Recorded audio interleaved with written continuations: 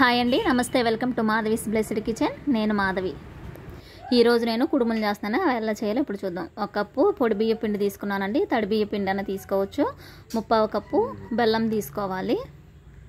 బియ్య పిండిని ఒక బౌల్లో వేసుకోవాలి. ఇప్పుడు బెల్లం కూడా ఒక బౌల్లో వేసుకోవాలి. బెల్లంలో కొంచెం నీళ్ళు వేసుకోవాలి. బెల్లాన్ని స్టవ్ మీద పెట్టి బెల్లం కరిగే వరకు వేడి చేసుకోవాలి. పాకం రానవసరం లేదండి. ఇప్పుడు బెల్లం కరిగిన తర్వాత ఇది పక్కన పెట్టుకొని బియ్య పిండిలో కొంచెం యాలకుల పొడి, కొంచెం ఉప్పు వేసుకోవాలి. ఇప్పుడు ఇదంతా ఒకసారి కలుపుకోవాలి. కలిపిన తర్వాత దీనిలో బెల్లం పాకం వేసి కలుపుకోవాలి. పాకం వేడిగా ఉంటుంది కాబట్టి స్పూన్తో కలుపుకోవాలండి. బెల్లం పాకం కొద్ది కొద్దిగా పిండిలో కలుపుకోవాలి. ఈ మధ్య నేను వీడియోస్ పెట్టట్లేదండి, ఎందుకంటే నేను స్మాల్ బిజినెస్ స్టార్ట్ చేశానండి. ఆర్డర్పై స్వీట్, హాట్, పికిల్స్ చేస్తున్నానండి. అందువల్ల నేను వీడియోస్ తీయలేకపోతున్నాను.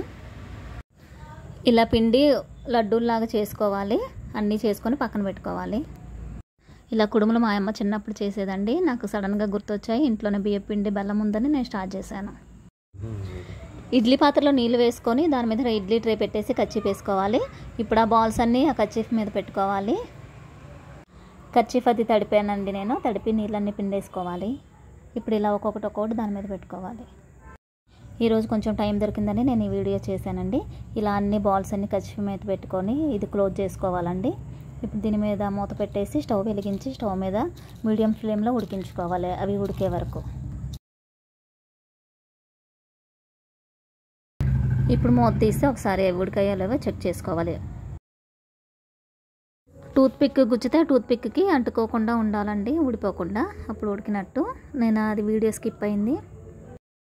ఇప్పుడు ఇవన్నీ తీసుకొని ప్లేట్లో వేసుకోవాలి. అంతేనండి, కుడుములు రెడీ. ఈ వీడియోని లైక్ చేయండి, షేర్ చేయండి, ఈ ఛానల్ని సబ్స్క్రైబ్ చేయండి. Thanks for watching.